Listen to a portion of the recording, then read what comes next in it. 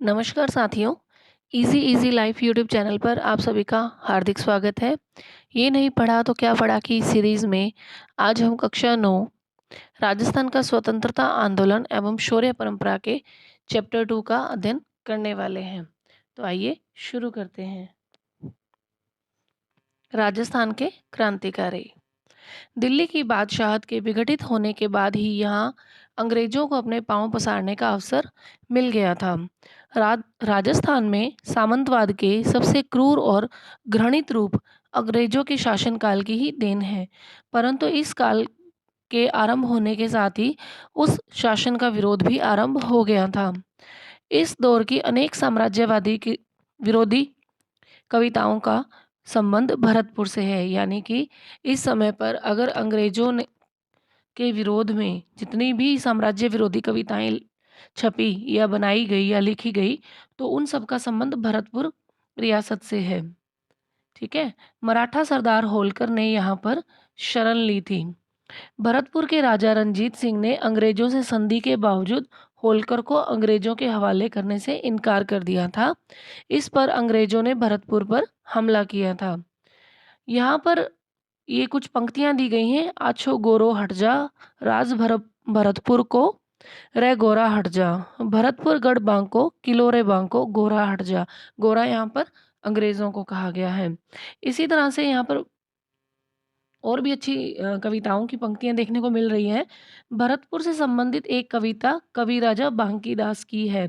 ये इनके बारे में हम अभी पढ़ रहे हैं। यह जोधपुर नरेश मानसिंह के राजकवि और उनके काव्य गुरु थे। यानी ये मारवाड़ रियासत जो है, जोधपुर रियासत जो है, उसके राजा मानसिंह के राजकवि थे, उनके काव्य गुरु थे कवि कवि राजा बांकीदास। उनकी ग्रंथावली नागरी प्रचारणी सभा से 3 खंडों में प्रकाशित हो चुकी है। यानी कि उनकी जो ग्रंथावली है वो नागरी नागरी नाम है जिसका, जो प्रचारणी सभा से 3 खंडों में प्रकाशित हुई। इनकी लिखी और संकलित राजस्थानी में 2700 ऐतिहासिक बातें भी हैं। विभिन्न भाषाओं की जानकारी के साथ साथ इतिहास का भी इन्हें बहुत अच्छा ज्ञान था।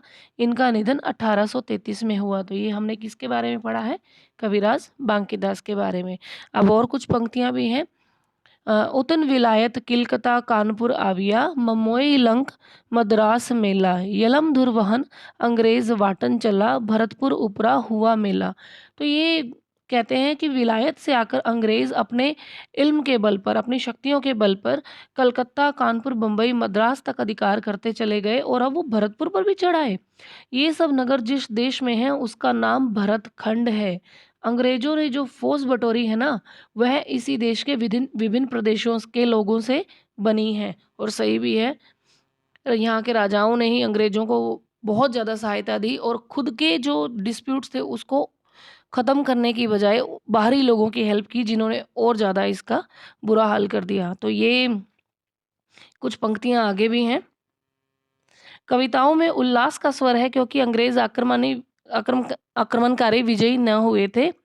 इसी तरह से हम बहुत सारी आगे पंक्तियां पढ़ते हैं। जैसे ये बहुत फेमस पंक्ति है।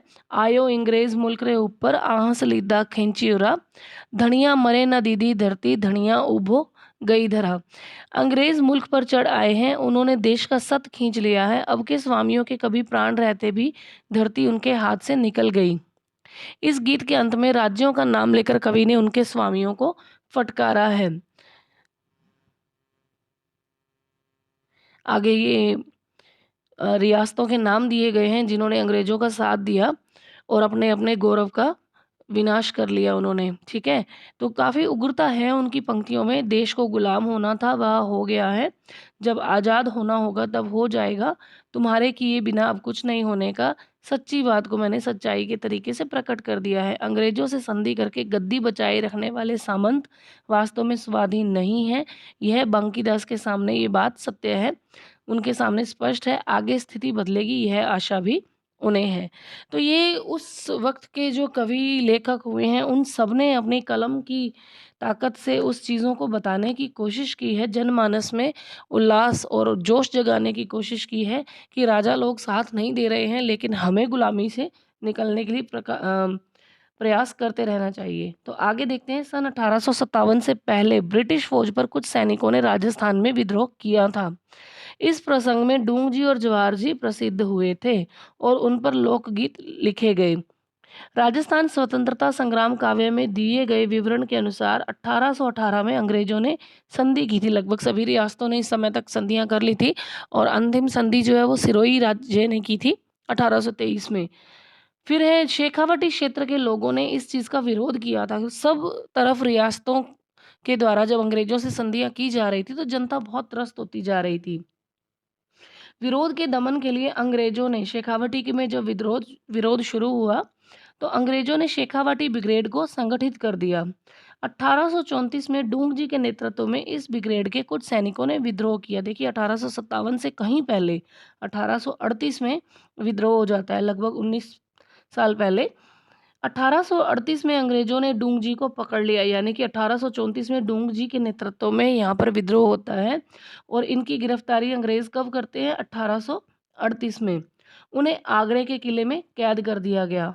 जवाहर जी ने अपने सहयोगियों को लेकर, ये काका भतीजा की जोड़ी थी, यानी चाचा भतीजा थे। डूंग जी जो हैं वो चाचा हैं और जवाहर जी इनके भतीजे हैं। तो जवाहर जी जो है वो अपने सहयोगियों को लेकर जाते हैं आगरा के किले में और अपने चाचा को डूंग जी को छुड़ाकर ले आते हैं। वहां से निकलकर इन्होंने नसीराबाद की छावनी पर हमला कर दिया था और अंग्रेजों का खजाना लूट लिया। इसके बाद इनके साहस और शौर्य की गाथा सर्वत्र फैल गई। अनेक समकालीन कवियों ने उन पर अनेक कविताएं लिखी।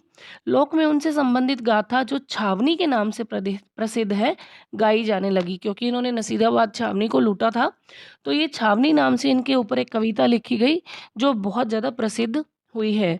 अंग्रेजों के विरुद्ध वीरता पूर्ण कार्यों से प्रेरित होकर जो लोक कविता रची गई वह इस तरह राजस्थान की जनता के नव जागरण का माध्यम बनी। 1857 ईस्वी का स्वागत करीब कवि सूर्यमल मिश्रन, जिसे सूरजमल भी कहा जाता है, उन्होंने भी किया। इन्होंने भी बहुत सारी ऐसी कविताएं लिखी हैं जिनके ऊपर भारत सरकार द्वारा डाक टिकट भी देखिए जारी किया गया था। बीरम बरसा बीतियो गण चोजंद गुणीस, बिसर तिथ गुरु जेठ बद, समय पलट सी शीस। कितनी अच्छी पंक्तियां हैं। हिंदुस्तान में अब कुछ परिवर्तन हो, अब कुछ उथल पुथल हो, इसी आशा आकांक्षा में संवत 1914 का एक वर्ष तो मानो युग के समान लंबा होकर आखिर बीत गया।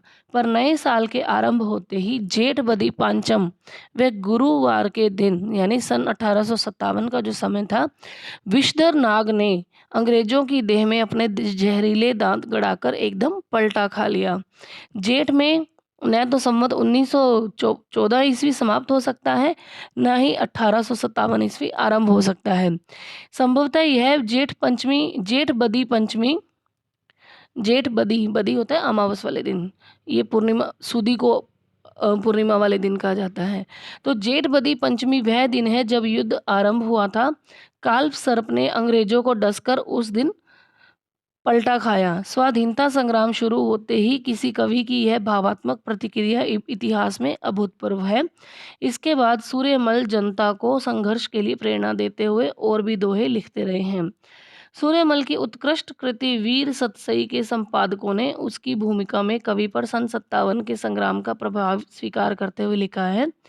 जिस समय सतसई का निर्माण हुआ उस समय देश में 1857 के विद्रोह की ज्वाला भड़क रही थी।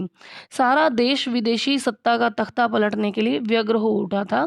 गदरकालीन परिस्थिति का कवि पर बड़ा स्फूर्तिदायक प्रभाव पड़ा। लोगों को प्रेरणा देने के लिए जो कुछ उन्होंने लिखा पढ़ी की वह सब तात्कालिक परिस्थितियों के दबाव के कारण पोशीदा रूप में हुई। सूर्यमल्ल स्वाधीनता संग्राम से प्रभावित होने वाले साहित्यकार के अलावा उसके राजनीतिक संगठनकर्ता भी थे। तो यहाँ पर हमें इतना याद रखने की क्या इम्पोर्टेंट वाली बात है कि सूर्यमल मिश्रण की एक कृति है वीर सतसई। ठीक है, और हम देखते हैं सन 57 में बड़े सामंतों ने आमतौर से अंग्रेजों का साथ दिया था, छोटे सामंतों ने जनता का साथ दिया था। देशी पलटनों के विरुद्ध के विद्रोही सैनिकों ने इन सामंतों को साथ लेकर अंग्रेजों से युद्ध किया। यह विशेषता आउवा के युद्ध में साफ दिखाई देती है। आउवा के संघर्ष पर रचे जाने वाले ये गीत स्वाभाविक है, इस तरह से शुरू होते हैं। अब ये इन गीतों को हम नहीं पढ़ रहे हैं क्योंकि मेरी आवाज़ भी इतनी अच्छी नहीं है। आउए की धरती पर फिरंगी आ धमका है, उसको बाहर खदेड़ने के लिए गाँव की गोचर में काले सिपाही डटे हुए हैं। फिरंगी का पक्ष लेकर उसके साथ हमारा राजा भी चढ़ आया है। गोरी देह वाला यह फिरंगी निरंतर फैलाव करता जा रहा है। अब यहाँ इम्पोर्टेंट ये आ जाता है कि एक कवि गिरवरदान थे। अभी हमने सूर्यमल मिशन के बारे में पढ़ा, उनकी एक बुक का नाम दिया गया है वीर सतसई। अब है गिरवरदान, इन्होंने आउआ के युद्ध पर 3 छप्पे लिखे थे, ठीक है? इसी तरह से हम देखते हैं और कौन-कौन से कवि हैं या जिन्होंने इसमें नहीं, आगे कोई कवि नहीं है, आगे दिया गया है डूंगजी जवार जी जिनके बारे में हमने अभी पढ़ा था। डूंगजी जवार जी यानी 1857 के स्वतंत्रता संग्राम में सीकर क्षेत्र के काका भतीजा डूंगजी जवाहर जी प्रसिद्ध देशभक्त हुए। डूंगजी शेखावटी ब्रिगेड में रिसालेदार थे। बाद में वे नौकरी छोड़कर धनी लोगों से देश की आज़ादी के लिए धन मांगने लगे और धन नहीं मिलने पर उनके यहाँ पे डाका डालने लगे। इस धन से वे निर्धन लोगों की सहायता करते। इन दोनों ने अपने साथियों की सहायता से कई बार अंग्रेज छावनियों को भी लूटा। अब होता क्या है कि डूंग जी के साले हैं, यानी इनका जो साला है भैरू सिंह, वो डूंग जी को भोजन पर आमंत्रित करता है अपने यहाँ पे और इनको इतनी शराब पिलाता है कि इनको यहाँ पर अंग्रेजों के हाथों पकड़वा देता है। अंग्रेज जब इन डूंग जी को कहाँ पर जाकर बंद कर देते हैं, आगरा के किले में बंद कर देते हैं। तो डूंग जी की पत्नी जो है वो बड़ी दुखी होती हैं अपने भाई की इस हरकत पर और अपने पति के जाने का उनको दुख होता है। तो वो अपने जवाहर जी से, यानी इनका जो ये भतीजा है जवाहर जी, इनसे ये प्रार्थना करती हैं, उनसे फटकार भी लगाती हैं कि तुम अपने काका को छुड़ाकर क्यों नहीं ला रहे हो। तो कहा जाता है कि लोटिया जाट और करना मीणा ये 2 व्यक्ति हैं जो जवाहर जी का साथ देते हैं और ये अपनी वीरता और बुद्धिमत्ता से डूंग जी को छुड़ाकर ले आते हैं। ये तस्वीर दी गई है डूंग जी और जवाहर जी की। बीकानेर के पास गढ़सीसर में अंग्रेजी फौज ने बीकानेर और जोधपुर राज्य की फौजों के साथ मिलकर डूंगजी और जवाहर जी को घेर लिया। यानी कि बीकानेर रियासत में जब ये सरदार शहर वाला एरिया आता है ना, लूनकंसर से आगे, तो यहाँ घड़सीसर है। यहाँ घड़सीसर के पास में अंग्रेजी फौज बीकानेर और जोधपुर की संयुक्त सेना के साथ में डूंग जी को और जवाहर जी को घेर लेती है। लेकिन ये ठहरे स्वतंत्रता प्रेमी। जवाहर जी तो भाग जाते हैं, ये पहुंच जाते हैं खैर खट्टा नामक स्थान पर बीकानेर रियासत के, और जहाँ पर इनके महाराजा रतन सिंह जो है वो इनकी सहायता करते हैं। खैर खट्टा स्थान पर जब ये पहुँचते हैं बीकानेर रियासत के, तो वहाँ पर महाराजा रतन सिंह जो है वो इनकी हेल्प करते हैं। और डूंग जी जो है वो भागते भागते कहाँ पहुँच जाते हैं, काकी मेड़ी जगह पर। कौन सी जगह पर? काकी मेड़ी जगह पर पहुँच जाते हैं जो गिरदड़ा गांव में, यानी जैसलमेर रियासत का एक स्थान है काकी मेड़ी, वहाँ पहुँच जाते हैं जहाँ पर जोधपुर की सेना उन्हें छल पूर्वक कैद करके अंग्रेज सेना को सौंप देती है। यानी इतनी दूर भाग कर गए फिर भी डूंग जी को पकड़ लिया जाता है। लेकिन इनके पकड़ने के बाद इतना विद्रोह लोगों के द्वारा इनके समर्थन में किया जाता है कि हार कर के अंग्रेजों को डूंग जी को वापस जोधपुर राज्य की सेना को सौंपना पड़ता है। फिर जोधपुर के दुर्ग में ही इनका निधन हो जाता है। फिर है लोठू जी निठारवाल, ये भी सीकर के हैं जिनका जन्म 1804 में हुआ था। लोठू निठारवाल का जन्म जाट परिवार में 1804 में रिंगस सीकर में हुआ था, जहां से वह वहां के ठाकुर से अनबन होने के कारण अपनी बहन के पास बठोट आ गए। यहाँ इनका संपर्क डूंगजी जवार जी से हुआ था। आगे देखिए, जब डूंग जी को अंग्रेजों ने गिरफ्तार करके आगरा की जेल में बंद कर दिया था, तो लोठू जाट ने बालू नाई, सांखू लुआर और करना मीणा के साथ मिलकर डूंग जी को आगरा से रिहा करवाने की योजना बनाई थी और अंग्रेजों को चकमा देने के लिए इन्होंने अपने साथियों के साथ एक बारात के रूप में आगरा पहुंचे थे। यानी कि देखो, अपने साथी को छुड़ाने के लिए इन्होंने कितनी प्लानिंग करके कोशिश की और एक बारात लेके गए हैं ये आगरा में और अदम्य साहस का परिचय देते हुए डूंग जी को रिहा करके ले आए। इसके बाद लोठू जी डूंग जी जवाहर जी के साथ मिलकर अंग्रेज विरोधी गतिविधियों को अंजाम देते रहे। 1855 में इनकी मृत्यु हो गई। अमरचंद बांठिया, ये बीकानेर के हैं। 1793 से 1858 इनका लाइफ पीरियड है।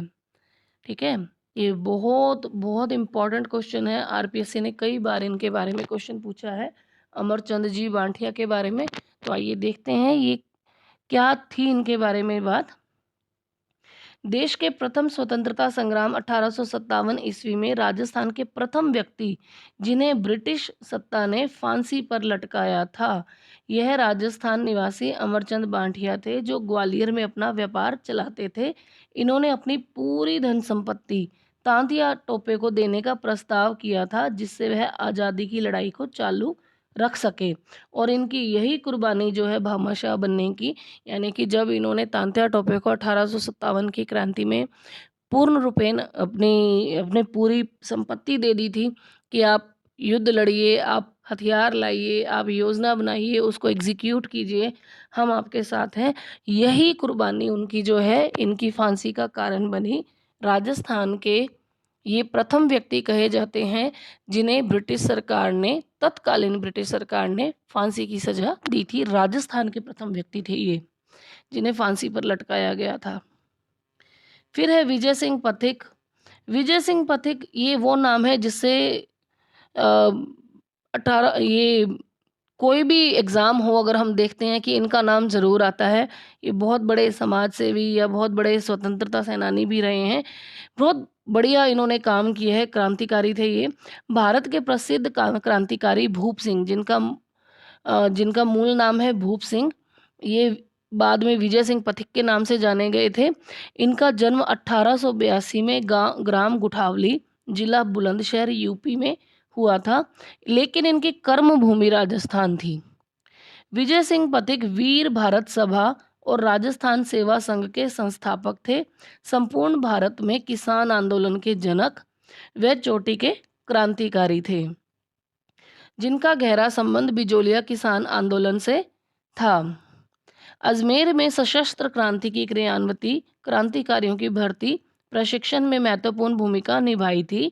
साथ ही राजस्थान केसरी, नवीन राजस्थान, तरुण राजस्थान आदि समाचार पत्रों के माध्यम से राजस्थान में जन जागृति फैलाने में अग्रणी भूमिका निभाई। फिर देखते हैं अर्जुन लाल सेठी। अर्जुन लाल सेठी, इनका जन्म 1880 में हुआ और 1941 को इनकी मृत्यु हुई। राजस्थान में स्वतंत्रता आंदोलन के प्रसिद्ध स्वतंत्रता सेनानी और क्रांतिकारी अर्जुन लाल सेठी की जन्मभूमि जयपुर थी। अर्जुन लाल सेठी ने राजस्थान में सशस्त्र क्रांति और जन जागृति की अलख जगाई। सेठी ने जयपुर में सन 1905 में जैन शिक्षा प्रचारक समिति की स्थापना की और उसके तत्वाधान में वर्धमान विद्यालय, ये बहुत इंपॉर्टेंट है कि वर्धमान विद्यालय की स्थापना किसने की थी, ये की थी अर्जुन लाल सेठी ने। वर्धमान छात्रावास और वर्धमान पुस्तकालय चलाए, जो क्रांतिकारियों के प्रशिक्षण केंद्र थे। ये रास बिहारी बोस के काफ़ी संपर्क में थे और तत्कालीन जयपुर के महाराजा सवाई माधो सिंह द्वितीय ने इन्हें प्रधानमंत्री का, यानी राज्य के प्रधानमंत्री बनाने का पेशकश दिया था। लेकिन राष्ट्र प्रेम के कारण इन्होंने कहा कि अर्जुन लाल नौकरी करेगा तो अंग्रेजों को भारत से कौन निकालेगा। कई बार एग्जाम में स्टेटमेंट्स पूछे जाते हैं, तो अर्जुन लाल सेठी जी का ये स्टेटमेंट बहुत इंपॉर्टेंट हो जाता है कि अगर मैं नौकरी करूंगा तो अंग्रेजों को भारत से कौन निकालेगा। सेठी ने देश में भावी क्रांति के लिए युवकों को तैयार किया था, जिसमें से जोरावर सिंह, प्रताप सिंह, ये बारठ फैमिली है, मानिक चंद्र, मोती चंद, विष्णुदत्त आदि क्रांतिकारी इन्हीं के विद्यालय से जुड़े थे। सेठी होर्डिंग बम कांड जो दिल्ली में हुआ था, आरा हत्याकांड और काकोरी कार्यवाही से भी संबंधित थे। अजमेर में रहते हुए इन्होंने शूद्र मुक्ति, स्त्री मुक्ति, महेंद्र कुमार आदि पुस्तकें लिखी थी और हिंदू मुस्लिम एकता स्थापित करने का प्रयास किया था। इनकी ये बुक्स इंपॉर्टेंट हो जाती हैं, ठीक है। शूद्र मुक्ति, स्त्री मुक्ति और महेंद्र कुमार नाम से इन्होंने किताबें लिखी थी। अब है केसरी सिंह बारठ। केसरी सिंह बारठ जी का जन्म हुआ था 1872 को, लाइफ पीरियड 1941, शाहपुरा जयपुर में ही है। सॉरी, शाहपुरा भीलवाड़ा। जयपुर नहीं। राजस्थान के प्रसिद्ध कवि क्रांतिकारी केसरी सिंह बारट की जन्मभूमि शाहपुरा व कर्मभूमि कोटा थी। इनका जन्म 1872 में शाहपुरा रियासत के देवपुरा नामक गांव में हुआ था। सन 1903 में वायसराय लॉर्ड कर्जन द्वारा दिल्ली दरबार आयोजित किया गया था, जिसमें सारे रियासतों के राजा शामिल हो रहे थे और तत्कालीन उदयपुर महाराणा जी फतेह सिंह जी भी वहाँ पर जा रहे थे उसमें शामिल होने के लिए। तब इन्होंने अपने एक मित्र की सहायता से चेतावनी राचौंटिया नामक 13 सोरठे लिखकर इनकी तरफ भेजे थे, जो उनकी अंग्रेजों के विरुद्ध भावना की स्पष्ट अभिव्यक्ति थी। ब्रिटिश सरकार की गुप्त रिपोर्टों में राजपुताना में विप्लव फैलाने के लिए केसरी सिंह बारट व अर्जुन लाल सेठी को खास जिम्मेदार माना गया था। उन्होंने राजस्थान के सभी वर्गों को क्रांतिकारी गतिविधियों से जोड़ने के लिए 1910 में वीर भारत सभा की स्थापना की। तो ये क्वेश्चन इंपॉर्टेंट हो जाता है कि वीर भारत सभा की स्थापना कब हुई थी और किसने की थी। तो ये की थी केसरी सिंह बारट ने 1910 में। राजस्थान में सशस्त्र क्रांति का संचालन किया गया था और स्वतंत्रता की आग में अपने संपूर्ण परिवार को इन्होंने झोंक दिया था। यानी कि इनके जो भाई हैं जोरावर सिंह बारट, इनके बेटे हैं प्रताप सिंह बारट और इनके जो जमाता हैं ईश्वरदान आसिया, इन सब को रास बिहारी बोस के सहायक मास्टर अमीर चंद की सेवा में क्रांति का व्यवहारिक अनुभव और प्रशिक्षण प्राप्त करने के लिए भेजा गया था। ये है केसरी सिंह बारट जी। देश की स्वतंत्रता के लिए अपना सब कुछ होम कर देने वाले कवि केसरी सिंह ने अगस्त 1941 में अंतिम सांस ली। फिर है कुंवर प्रताप सिंह बारट, जिनका जन्म हुआ था 1893 को और 1918 में इनकी मृत्यु हो जाती है। 1893 में शाहपुरा में जन्मे कुंवर प्रताप सिंह को देशभक्ति विरासत में मिली। इनके पिता केसरी सिंह बारट और चाचा जोरावर सिंह बारट प्रसिद्ध क्रांतिकारी थे। क्रांतिकारी मास्टर अमीर चंद, जो रास बिहारी बोस जी के सहायक थे, इनसे प्रेरणा लेकर देश को स्वतंत्र कराने में ये जुट गए थे। रास बिहारी बोस का अनुसरण करते हुए क्रांतिकारी आंदोलनों में ये सम्मिलित हुए। रास बिहारी बोस का प्रताप सिंह पर बहुत विश्वास था। प्रताप सिंह बारट को बनारस कांड के संदर्भ में गिरफ्तार किया गया और 1917 में बनारस षड्यंत्र अभियोग चलाकर उन्हें 5 वर्ष के सश्रम कारावास की सजा हुई। फिर बरेली के केंद्रीय कारागार में उन्हें अमानवीय यातनाएं दी गई थी ताकि अपने सहयोगियों का नाम उनसे पता किया जा सके, लेकिन इन्होंने किसी का नाम भी नहीं बताया। भारत सरकार के गुप्तचर निर्देशक सर चार्ल्स क्लीवलैंड ने प्रताप को घोर यातनाएं दी थी, मगर फिर भी वो प्रताप जो है टस से मस नहीं हुए। बरेली जेल में क्लीवलैंड ने प्रताप सिंह से राज उगलवाने के लिए कहा कि तुम्हारी माँ तुम्हारे लिए बहुत रोती है। तब प्रताप जवाब देते हैं, लेकिन मैं सैकड़ों माताओं के रोकने को कारण नहीं बन सकता। मेरी माँ को रोने दो जिससे कोई अन्य ना रोए। अमानुषिक यातनाओं के कारण 1918 ईस्वी में मात्र 22 वर्ष की आयु में प्रताप सिंह शहीद हो गए। हार कर क्लीवलैंड को यह कहना पड़ा कि मैंने आज तक प्रताप सिंह जैसा युवक नहीं देखा। फिर है बाल मुकुंद बिस्सा, जोधपुर में। इनका जन्म 1908 में हुआ और मृत्यु 1942 में। बाल मुकुंद बिस्सा राजस्थान में एक बहुत ही प्रसिद्ध व्यक्ति रहे हैं, बहुत ही इनका नाम रहा है क्रांतिकारी गतिविधियों के लिए।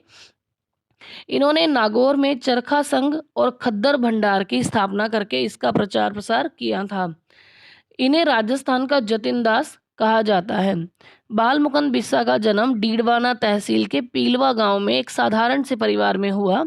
1942 ईस्वी में ये जय नारायण व्यास के नेतृत्व में शुरू हुए जन आंदोलन के दौरान बिस्सा को 9 जून 1942 को भारत रक्षा कानून के अंतर्गत बंदी बनाकर जेल में डाल दिया गया था। जेल में राजनीतिक बंदियों से होने वाले दुर्व्यवहार के विरुद्ध इन्होंने बाल मुकुंद बिस्सा ने लंबी भूख हड़ताल शुरू कर दी। जेल में बंदियों के दमन और हड़ताल में बिस्सा बहुत कमज़ोर हो गए और उनको लू का भी प्रकोप उन पर हो गया, क्योंकि राजस्थान में बहुत गर्मी पड़ती है, अभी भी गर्मी ही है। बहुत ज़्यादा लू का इनके ऊपर प्रकोप हो गया।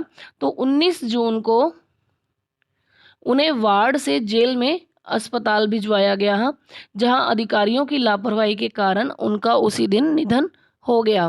बिस्सा के निधन का समाचार समूचे नगर में बिजली की तरह फैल गया और देखते देखते अस्पताल व सामने लोगों की भीड़ इकट्ठा हो गई।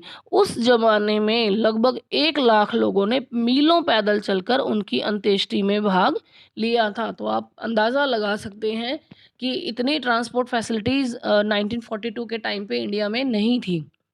तो उस समय भी लगभग 1 लाख लोगों ने पैदल मीलों चलकर गर्मी में, भीषण गर्मी में जलकर उनकी अंत्येष्टि में भाग लिया था। तो सोचो कितना बड़ा सम्मान है उन वीरों के लिए।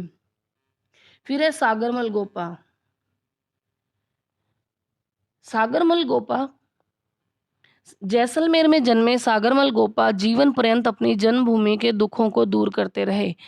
इन्होंने अत्याचारी निरंकुश राजशाही का कड़ा विरोध करके जैसलमेर राज्य में राजनीतिक चेतना उत्पन्न करने के लिए के साथ साथ शिक्षा प्रसार पर विशेष जोर दिया। गोपा ने आज़ादी के दीवाने, रघुनाथ सिंह का मुकदमा और जैसलमेर का गुंडा राज पुस्तकें छपवाकर वितरित की। ये इम्पोर्टेंट है, बहुत इम्पोर्टेंट है ये क्वेश्चन। सागरमल गोपा, आज़ादी के दीवाने, रघुनाथ सिंह का मुकदमा और जैसलमेर का गुंडा राज, ये 3 पुस्तकें सागरमल गोपा की बहुत ज़्यादा फेमस है। इसमें इन्होंने जैसलमेर राजशाही के काले कारनामों की लंबी सूची और उसकी कटी आलोचना की थी। इसके लिए इनको इस राज्य के स्कोप का भाजन बनना पड़ा था। और यहाँ पर इनके साथ क्या होता है, इससे इन्हें राजद्रोह के आरोप में 24 मई 1941 को जेल में डालकर अमानवीय अत्याचार किए गए और जेल में अप्रैल 1946 में इन पर तेल छिड़ककर आग लगाकर इन्हें जिंदा जला दिया गया था। ये जैसलमेर की जेल में आज भी इनके जो कमरे हैं उनको उसी तरह से सुरक्षित रखा गया, एक म्यूजियम बना दिया गया है वहाँ पे। और बताया जाता है कि ये इनको उन जेलों में रखा जाता था और जेल के दौरान ही इन्होंने किताबें जो है पहले जो है वो लिखी थी।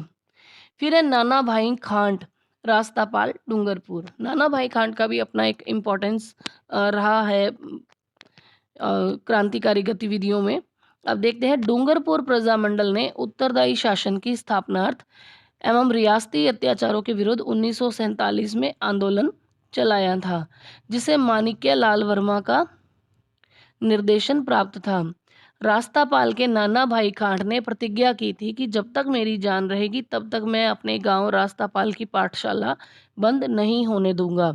इस निर्णय की जानकारी जब जागीरदार ने रियासत को दी तो पुलिस सुपरिटेंडेंट और जिला मजिस्ट्रेट पाठशाला को जबरन बंद करवाने के लिए 18 जून 1947 को दलबल रास्तापाल गांव पहुंच गए।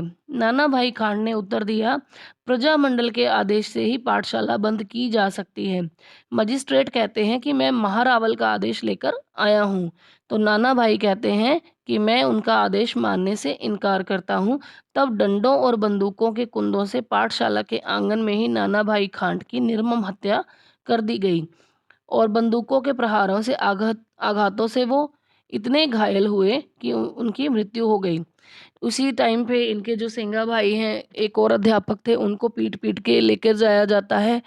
और जब उनको गाड़ी जो लेकर जा रही होती है, जीप जो पुलिस वालों की, तो उसको देखकर उनकी जब अपने टीचर को रस्सी से बंधा हुआ देखती है एक बच्ची जिसका नाम था काली बाई, वो अपने हाथ में दरांती लिए होती है जिससे वो रस्सी काट देती है और पुलिस वाले उस बच्ची पर गोलियां चला देते हैं।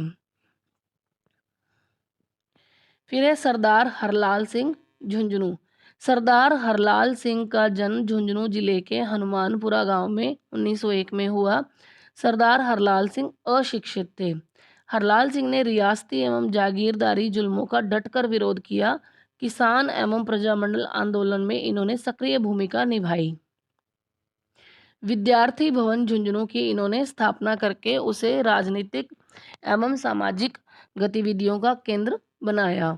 इसी केंद्र से उन्हें किसान आंदोलन का संचालन किया। कुशल नेतृत्व के कारण उनके सहयोगियों ने इन्हें सरदार की उपाधि दी। तो इम्पोर्टेंट क्वेश्चन यहाँ ये आता है कि विद्यार्थी भवन झुंझुनू की स्थापना किन्होंने की थी? तो हरलाल सिंह ने की थी और इनके साथियों ने इन्हें सरदार की उपाधि दी थी। अब है कप्तान दुर्गा प्रसाद नीम का थाना, सीकर से हैं ये भी। कप्तान दुर्गा प्रसाद चौधरी का जन्म 1905 में नीम का थाना सीकर में हुआ। इनकी प्रारंभिक शिक्षा अर्जुन लाल सेठी की वर्धमान पाठशाला में और उसके उपरांत सांभर तथा कानपुर में हुई। चौधरी ने राजस्थान सेवा के अंतर्गत बिजोलिया में कार्य किया और 1930 ईस्वी में स्वाधीनता आंदोलन में शामिल हो गए। 1930 ईस्वी से 1947 तक राष्ट्रीय आंदोलन में भाग लेने के कारण अनेक बार जेल गए। दुर्गा प्रसाद चौधरी ने एक पत्रकार के रूप में अपनी पहचान बनाई। पत्रकारिता के क्षेत्र में इनका बहुत ख्याति है। इन्होंने अजमेर और जयपुर से प्रकाशित दैनिक नवज्योति का लंबे समय तक संपादन किया। फिर है जानकी देवी बजाज सीकर। अब ये महिलाएं कुछ आ जाती हैं इनके जिनकी शौर्य गाथा हम देखने वाले हैं कि स्वतंत्रता के आंदोलन में केवल पुरुषों का नहीं, महिलाओं की भी पूरी भागीदारी थी। उनके अंदर भी अंग्रेजी सरकार के विरुद्ध उतना ही आक्रोश था। शुरू करते हैं जानकी देवी बजाज से। इनका जन्म लक्ष्मणगढ़ के सेठ गिरधारी लाल जाजोदिया के यहाँ पर 1893 में मध्य प्रदेश के जावरा कस्बे में हुआ था।